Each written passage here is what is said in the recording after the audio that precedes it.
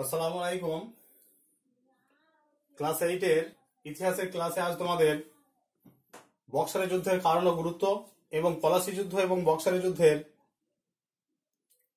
একটা তুলনামূলক আলোচনা, এই দুটো টপিক নিয়ে আলোচনা করব। তাহলে বক্সারের যুদ্ধের কারণ, এই প্রশ্নটা অন্যভাবে আসতে পারে যে মীর কাসিমের সঙ্গে ইংরেজদের বিরোধের কারণগুলি আলোচনা করো। বক্সারের যুদ্ধের কারণ যদি না দেয়, যদি বলে মীর কাসিমের সঙ্গে ইংরেজদের বিরোধের কারণগুলি আলোচনা করো, সেই উত্তর এবং বক্সারের যুদ্ধের কারণ দুটো একই উত্তর হবে। তাহলে প্রথমেই বক্সারের যুদ্ধের কারণ এবং গুরুত্ব নিয়ে আলোচনা করব, তারপর দ্বিতীয় পার্টে পলাশী যুদ্ধ এবং বক্সারের যুদ্ধের যে তুলনামূলক আলোচনা সেটা নিয়ে আলোচনা করব। তাহলে আমরা জেনেছি যে 1757 খ্রিস্টাব্দে 23শে জুন পলাশীর প্রান্তরে ইংরেজ ইস্ট ইন্ডিয়া কোম্পানির পক্ষে রবার্ট ক্লাইভ এবং বাংলার শেষ স্বাধীন নবাব সিরাজউদ্দৌলার যুদ্ধ ঘটে। এই যুদ্ধে ইংরেজ ইস্ট ইন্ডিয়া কোম্পানি এবং নবাব সিরাজউদ্দৌলার যারা ব্যক্তিগত কর্মচারী ছিল, উমিচাঁদ, রায়দুর্লভ, মির্জাফর, ইয়ার লতিফ, এই সমস্ত ব্যক্তিদের চতুরতার ফলে বাংলার শেষ স্বাধীন নবাব সিরাজউদ্দৌলার পতন ঘটে। তবে সিরাজউদ্দৌলার পতনের পর বাংলার মসনদে বসেছিল মির্জাফর এবং মির্জাফরের পরপরই বাংলার সিংহাসনে বসেন মীর কাসিম। মীর কাসিম প্রথম থেকে ছিলেন স্বাধীন চেতা এবং তিনি তার যে ইংরেজদের যে প্রাপ্য, সেই প্রাপ্য মিটিয়ে দিয়ে তিনি স্বাধীনভাবে শাসন কার্য পরিচালনা করতে চেয়েছিলেন। তাহলে ইংরেজদের সঙ্গে মীর কাসিমের বেশ কিছু কারণ ছিল বক্সারের যুদ্ধের, সেগুলো নিয়ে আলোচনা করব। প্রথমে রাজনৈতিক কারণ। এক নম্বর হচ্ছে রাজনৈতিক কারণ।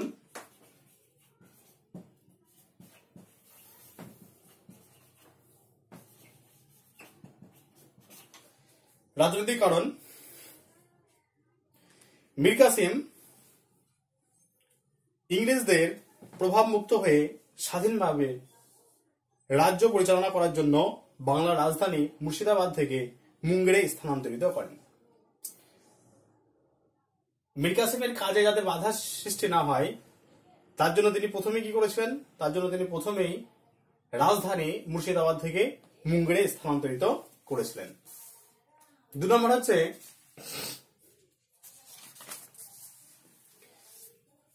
তিনি বার্ষিক 26 লক্ষ টাকা রাজস্ব প্রদানের অঙ্গীকার দিয়ে মুঘল সম্রাট দ্বিতীয় শাহ আলমের কাছ থেকে নবাবী ফরমান এনে মীর কাসিম নিজের নবাবী পদকে বৈধ করেন। তাহলে বার্ষিক 26 লক্ষ টাকা প্রদানের বিনিময়ে সেই সময় যিনি দিল্লির সম্রাট ছিলেন দ্বিতীয় শাহ আলম, তার কাছ থেকে নবাবী ফরমান তিনি এনেছিলেন এবং নিজে নবাবীর যে পদ, সেই পদকে বৈধ করেছিলেন। 3 নম্বর হচ্ছে দুর্নীতিগ্রস্ত ইংরেজদের প্রতি সহানুভূতিশীল রাজকর্মচারীদের তিনি পদচ্যুত করেন। আর 4 নম্বর, অল্প দিনের মধ্যে বাংলায় তিনি সুশাসন প্রতিষ্ঠা করেছিলেন। তাহলে এই সমস্ত যে রাজনৈতিক কারণ যেগুলো বলা হলো, এইগুলো কিন্তু পুরোপুরি ইংরেজদের বিপক্ষে ছিল। তাই প্রথম থেকেই মীর কাসিমের সঙ্গে ইংরেজদের একটা দূরত্ব তৈরি হয়, যার ফল কিন্তু 1764 খ্রিস্টাব্দে বক্সারের যুদ্ধ। 2 হচ্ছে সামরিক কারণ।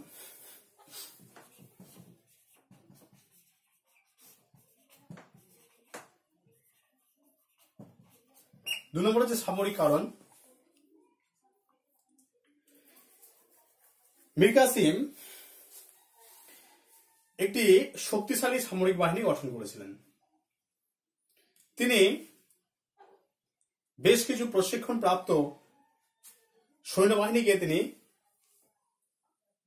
নিযুক্ত করেছিলেন তার সৈন্যবাহিনীর মধ্যে এবং সেই ইউরোপীয় যে রণকৌশল, সেই রণকৌশল তিনি চালু করেছিলেন তার সৈন্যবাহিনীদের মধ্যে। এদের মধ্যে যারা উল্লেখযোগ্য ছিলেন তারা হলেন সমরু, মার্কার, জেন্টিল। এই সমস্ত ইউরোপীয়, এই 3 জন ইউরোপীয় সেনাবাহিনীর প্রশিক্ষণে তিনি সৈন্যবাহিনীকে নতুনভাবে সাজানোর চেষ্টা করেছিলেন। 2 নম্বর, তিনি মুঙ্গেরে একটি কামান এবং বন্দুক নির্মাণের কারখানা প্রতিষ্ঠা করেছিলেন।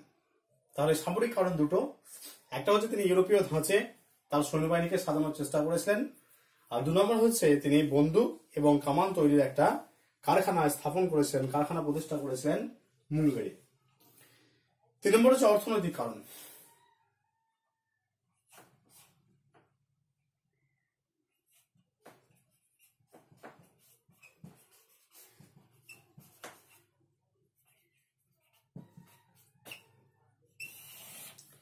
অর্থনৈতিক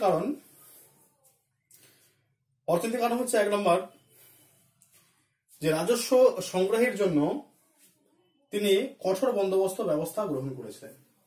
তাহলে ইংরেজের যারা ব্যক্তিগত কর্মচারী তারা কৃষকদের কাছ থেকে জোরপূর্বক রাজস্ব আদায় করত।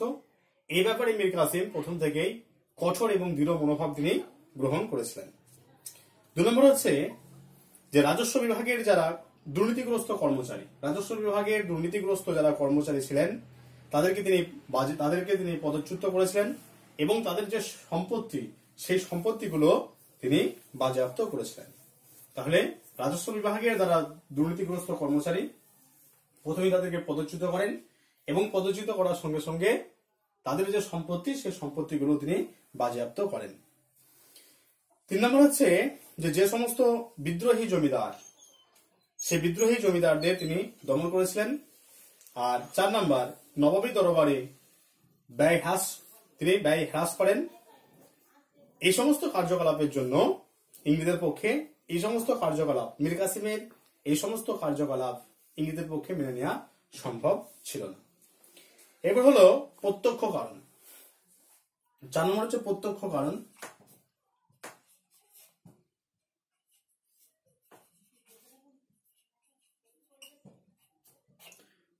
কারণ। মীর কাসিমের সঙ্গে ইংরেজদের বিরোধের প্রত্যক্ষ যে কারণ সেটা হলো দস্তক সংক্রান্ত বিরোধ। দস্তক শব্দের অর্থ হচ্ছে বাণিজ্যিক ছাড়পত্র। 1717 খ্রিস্টাব্দে মুঘল সম্রাট ফারুক শেয়ার একটি ফরমান অনুযায়ী ইংরেজ ইস্ট ইন্ডিয়া কোম্পানিকে বাংলায় বিনা শুল্কে বাণিজ্যের অধিকার দিয়েছেন। এই অধিকারটা দেওয়া হয়েছিল কোম্পানির কর্মচারীদের, কিন্তু পরবর্তীকালে দেখা যায় যে দেশীয় বণিকদের অর্থের বিনিময়ে তারা এই দস্তক বা বাণিজ্যিক ছাড়পত্র বিক্রি করতে শুরু করে। ফলে নবাব শুল্ক থেকে বঞ্চিত হন। মীর কাসিম কোম্পানির কাছে বারবার অনুরোধ করা সত্ত্বেও কিন্তু ব্যর্থ হন। অবশেষে ক্ষুব্ধ হয়ে দেশীয় বণিকদের ওপর থেকেও তিনি বাণিজ্য শুল্ক তুলে নেন। দেশীয় বণিকদের ওপর থেকে শুল্ক তুলে নেওয়ায় পাটনার ইংরেজ কুঠির অধ্যক্ষ এলিস পাটনা শহর দখল করেন। মীর কাসিম পাটনা শহর পুনর্দখল করে ইংরেজ কুঠি ধ্বংস করলে ইংরেজদের সঙ্গে তার প্রকাশ্যে যুদ্ধ শুরু হয়। ইংরেজ সেনাপতি অ্যাডামসের কাছে কাটোয়া, গিরিয়া এবং উদয়নালার যুদ্ধে মীর কাসিম পরাজিত হলে অযোধ্যার নবাব সুজাউদ্দৌলা কাছে তিনি আশ্রয় গ্রহণ করেন।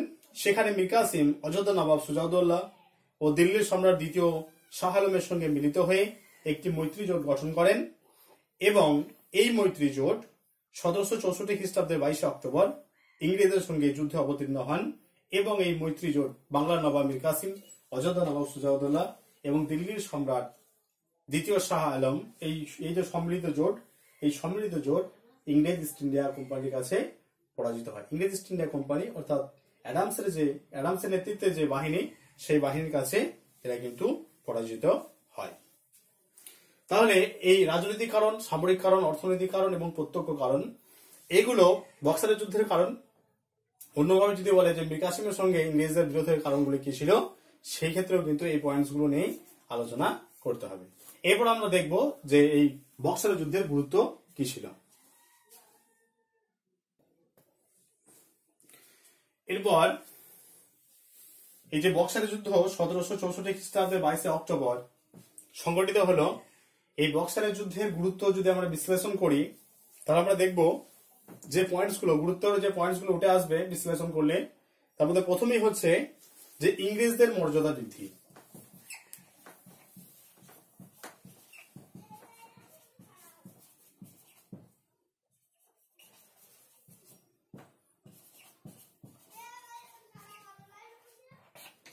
ইংরেজদের মর্যাদা বৃদ্ধি।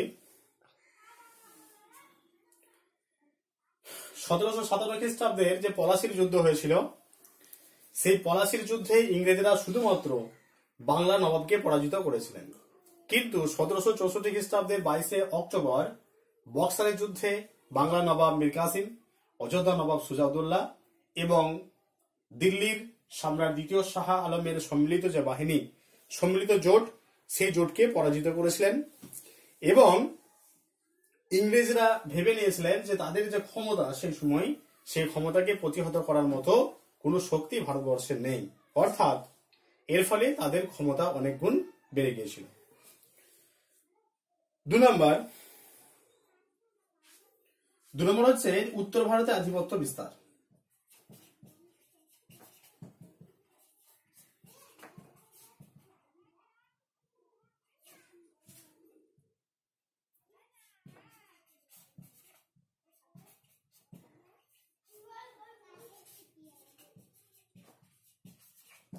উত্তর ভারতে আধিপত্য বিস্তার। বক্সার যুদ্ধে জয়লাভের পর বাংলা থেকে দিল্লি পর্যন্ত এলাকাতে ইংরেজদের আধিপত্য স্থাপিত হয়। অযোধ্যা নবাব ইংরেজ কোম্পানির অনুগত মিত্রে পরিণত হয়। দিল্লির সম্রাট ইংরেজদের বৃত্তিভোগীতে পরিণত হয়। ফলে উত্তর ভারতে ইংরেজদের প্রাধান্য স্থাপনের পথ সুগম হয়।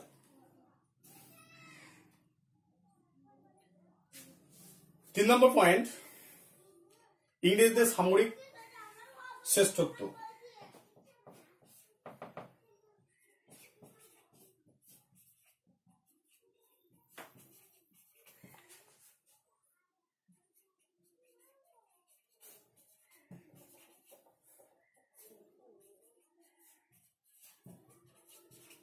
ইংরেজদের সামরিক শ্রেষ্ঠত্ব।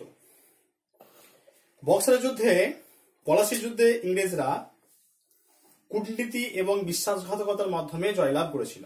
তাহলে বক্সারের যুদ্ধে 1757 খ্রিস্টাব্দে যে বক্সারের যুদ্ধ হয়েছিল, সেই বক্সারের যুদ্ধে ইংরেজরা কূটনীতি এবং বিশ্বাসঘাতকতার ফলে জয়লাভ করেছিল। কিন্তু বক্সারের যুদ্ধ ছিল একটি প্রকৃত লড়াই। এই যুদ্ধে ইংরেজরা চূড়ান্তভাবে কেবলমাত্র যে বাংলা নবাবকে পরাজিত করেছিলেন তা নয়, বাংলা নবাবকে পরাজিত করার সঙ্গে সঙ্গে অযোধ্যার নবাব এবং দিল্লির সম্রাট দ্বিতীয় শাহ আলমকেও পরাজিত করেছিল। এর থেকে প্রমাণিত হয় যে সামরিক ক্ষেত্রে ভারতীয়রা যথেষ্ট দুর্বল ছিল।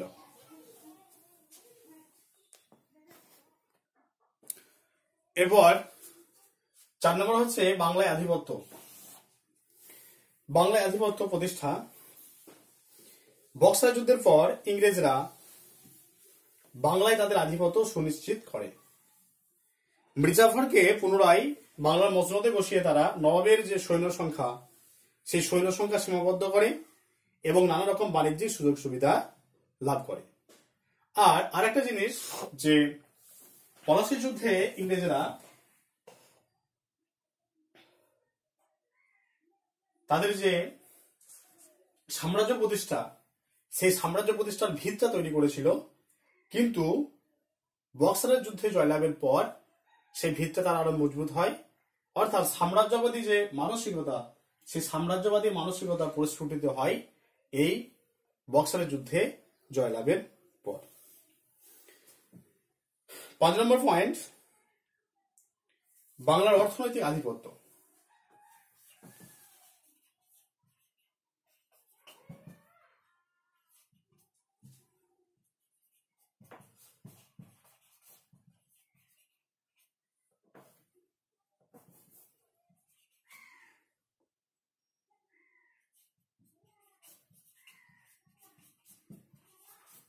বাংলার অর্থনৈতিক আধিপত্য।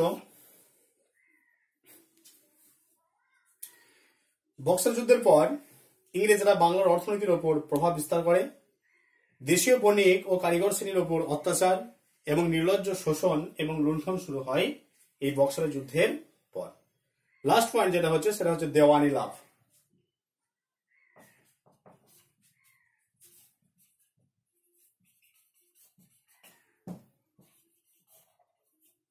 দেওয়ানি লাভ। বক্সার যুদ্ধের পর ইংরেজ ইস্ট ইন্ডিয়া কোম্পানি মুঘল সম্রাট দ্বিতীয় শাহ আলমের কাছ থেকে বাংলা, বিহার এবং উড়িষ্যার দেওয়ানির অধিকার লাভ করে। এর ফলে কোম্পানির বৈধ কর্তৃত্ব প্রতিষ্ঠিত হয়। তাহলে সামগ্রিক দিক বিশ্লেষণ যদি করা হয়, তাহলে সামগ্রিক আলোচনার পরিপ্রেক্ষিতে বলা যায় যে পলাশির যুদ্ধের ফলে বাংলাতে ইংরেজদের সাম্রাজ্য বিস্তারের ভিত তৈরি হয়েছিল, কিন্তু বক্সারের যুদ্ধের পর তা আরো সুপ্রতিষ্ঠিত হয়। পলাশি অপেক্ষা বক্সার যুদ্ধের গুরুত্ব ছিল অনেক বেশি। এই জন্য ইংরেজ ঐতিহাসিক ম্যালেসন বলেছেন যে ভারতের বিভিন্ন যুদ্ধ বিগ্রহগুলির মধ্যে বক্সারের যুদ্ধ হল একটি চূড়ান্ত ফল নির্ণয়কারী যুদ্ধ। অর্থাৎ এই যুদ্ধের পর ইংরেজরা ভারতবর্ষের যে সাম্রাজ্য বিস্তার, সেই সাম্রাজ্য বিস্তার প্রতিষ্ঠা করে এবং বণিকের মানদণ্ড রাজদণ্ডে পরিণত হয়। নেক্সট আলোচনা হবে পলাশি যুদ্ধ এবং বক্সার যুদ্ধের মধ্যে তুলনামূলক আলোচনা। এরপর দ্বিতীয় পার্ট যেটা ছিল বক্সারের যুদ্ধ এবং পলাশি যুদ্ধ এবং বক্সারের যুদ্ধের ফলাফলের একটা তুলনামূলক আলোচনা। তাহলে আমি এটা ছক করেছি, দেখো বিষয় পলাশি যুদ্ধ, বক্সারের যুদ্ধ। প্রথম বিষয় যেটা, সেটা হচ্ছে পরাজিত পক্ষ। 1 নম্বর, এটা হচ্ছে পরাজিত পক্ষ।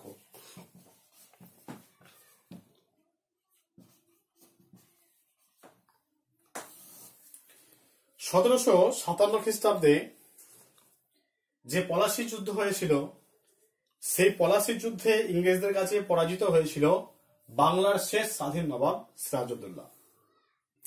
1764 খ্রিস্টাব্দে যে বক্সারের যুদ্ধ হয়েছিল ইংরেজদের সঙ্গে, সেই বক্সারের যুদ্ধে পরাজিত হয়েছিল বাংলার নবাব মীর কাসিম, অযোধ্যার নবাব সুজাউদ্দৌলা এবং দিল্লির সম্রাট দ্বিতীয় শাহ আলমের সম্মিলিত বাহিনী।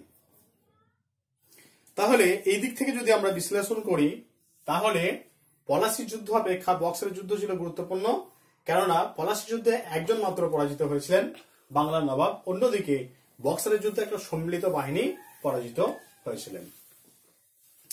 2 নম্বর হচ্ছে হতাহত।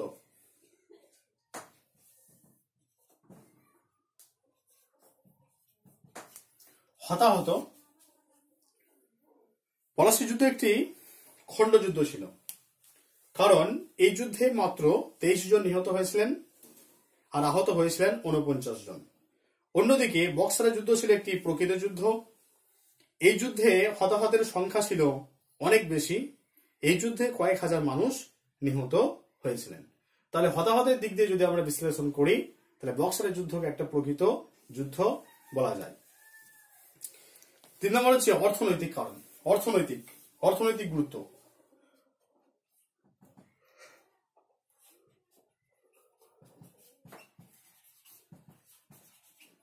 অর্থনৈতিক, পলাশি যুদ্ধের পর ইংরেজরা মির্জাফরকে বাংলার মসনদে বসিয়ে প্রচুর ধনরত্ন লাভ করে নিজের দেশে নিয়ে যায়, যা ইতিহাসে পলাশি লুণ্ঠন বা পলাশি প্লান্ডার নামে পরিচিত। অন্যদিকে বক্সারের যুদ্ধ চলাকালীন ইংরেজরা মির্জাফরকে পুনরায় বাংলার মসনদে বসালেও পলাশির মতো ব্যাপক অর্থ ইংরেজরা পায়নি। তবে বক্সারের যুদ্ধের জয়লাভের পর ইংরেজদের বাংলার দেওয়ানি লাভের পথ প্রশস্ত হয়। বাংলাদেশে তারা বিনা শুল্কে বাণিজ্য করার অধিকার লাভ করে। 4 হচ্ছে রাজনৈতিক কারণ।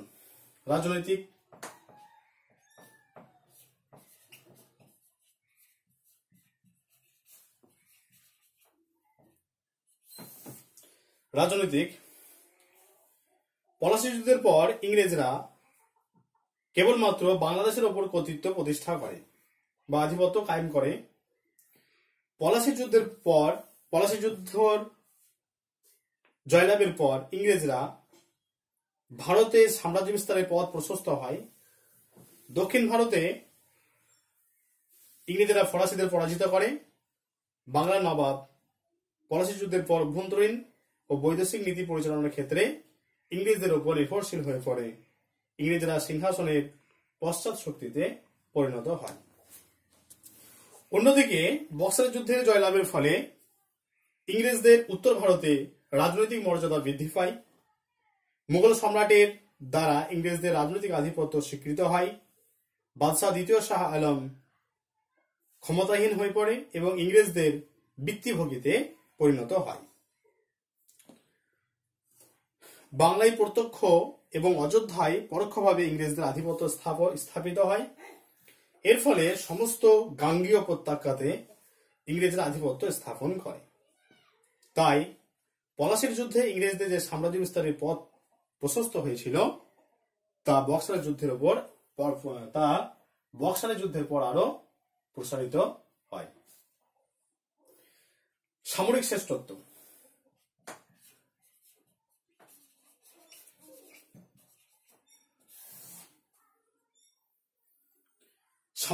সামরিক দিক যদি আমরা বিশ্লেষণ করি তাহলে আমরা দেখব যে পলাশীর যুদ্ধে ইংরেজরা বাংলার অপরিণত নবাবকে ষড়যন্ত্র করে ক্ষমতাচ্যুত করেছিল। এখানে ইংরেজদের কোনো সামরিক শ্রেষ্ঠত্ব প্রমাণিত হয়নি। তারা ছলচাতুরির সাহায্যে বাংলা নবাবকে পরাজিত করেছিল এই পলাশীর যুদ্ধে। অন্যদিকে বক্সারের যুদ্ধ ছিল একটি প্রকৃত যুদ্ধ। এই যুদ্ধে ইংরেজরা উন্নত রণকৌশল এবং আগ্নেয়াস্ত্র দ্বারা মীর কাসিমের ভারতীয় জোটকে পরাজিত করেছিল। এই যুদ্ধে ইংরেজ রণকৌশলের শ্রেষ্ঠত্ব প্রমাণিত হয়। ভারতীয়দের রণকৌশল অপেক্ষা ইংরেজদের রণকৌশল অনেক বেশি শ্রেষ্ঠ, অনেক বেশি উন্নত, এটা প্রমাণিত হয়। এর ফলে ইংরেজদের সমগ্র ভারতে শ্রেষ্ঠ সামরিক শক্তি হিসেবে মর্যাদা বৃদ্ধি পায়। এরপর যদি আমরা মূল্যায়ন করি এই পলাশী যুদ্ধ এবং বক্সার যুদ্ধের তুলনামূলক আলোচনার, তাহলে আমরা বলতে পারি যে পলাশী যুদ্ধের ফলে ভারতে ইংরেজদের সাম্রাজ্য বিস্তারের ভিত তৈরি হয়েছিল, কিন্তু সেটা চূড়ান্ত পরিণতি লাভ করে 1764 খ্রিস্টাব্দে বক্সারের যুদ্ধের ফলে।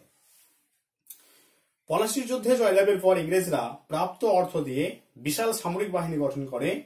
এর ফলে তারা সেই সময় ভারতে অপ্রতিদ্বন্দ্বী শক্তিতে পরিণত হয়।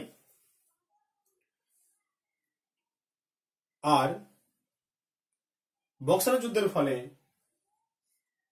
সামরিক জোটকে বাংলা, অযোধ্যা এবং দিল্লির সম্রাটের যে সম্মিলিত জোট, সেই জোটকে পরাজিত করার ফলে তারা ভারতবর্ষে অপ্রতিদ্বন্দ্বী ক্ষমতার অধিকারী হয়ে ওঠে। কারণ বক্সার যুদ্ধ জয়লাভ না করলে ইংরেজরা পলাশী যুদ্ধের পর যে সমস্ত অধিকার লাভ করেছিল তার কোনো মূল্য থাকতো না। এই জন্য ঐতিহাসিক স্মিথ একটা কথা বলেছেন যে Plassey was a cannonade but Buxar was a decisive battle. Plassey যুদ্ধ একটি খণ্ড যুদ্ধ হলেও বক্সারের যুদ্ধ ছিল একটি প্রকৃত যুদ্ধ। তাহলে আজ তোমাদের এই দুটো টপিক আলোচনা করা হলো। বক্সারের যুদ্ধের কারণ ও গুরুত্ব বা মীর কাসিমের সঙ্গে ইংরেজদের বিরোধের কারণ এবং তার গুরুত্ব, আর পলাশী যুদ্ধ এবং বক্সারের যুদ্ধের যে তুলনামূলক আলোচনা সেটা নিয়ে আলোচনা করা হলো। এগুলো তোমাদের রিভিশন করা, আগে এগুলো পড়ানো হয়েছিল যখন স্কুল চালু ছিল এবং সমস্ত প্রশ্ন লিখে দেওয়া হয়েছিল। এ সত্ত্বেও যদি কারো কিছু অসুবিধা হয় এগুলো বুঝতে, এগুলো রিভিশন ক্লাস, তবুও যদি কারো কিছু বুঝতে অসুবিধা হয় আমাকে হোয়াটসঅ্যাপে মেসেজ করবে, আমি সেই পয়েন্টসটা ভালো করে বুঝিয়ে দেবো।